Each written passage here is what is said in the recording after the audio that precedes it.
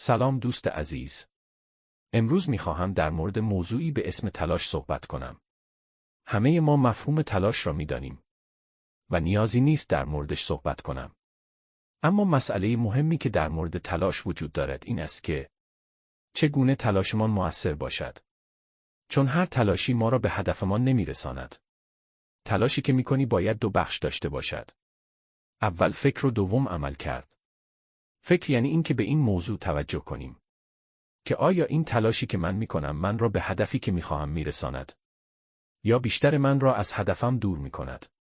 و به این هم فکر کنیم که چگونه تلاش کنیم تا به هدفمان برسیم. و بخش دوم عمل کرد یعنی اینکه بعد از اینکه فکرمون رو کردیم اون رو به عمل درآوریم و به هدفمان نزدیک و نزدیکتر شویم. اصلی ترین بخش تلاش آگاهی نسبت به تلاش است. اینکه به این موضوع آگاه باشی که آیا تلاش تو را به هدف میساند یا نه. از اینکه این بخش هم گوش دادی ازت متشکرم دوست عزیز.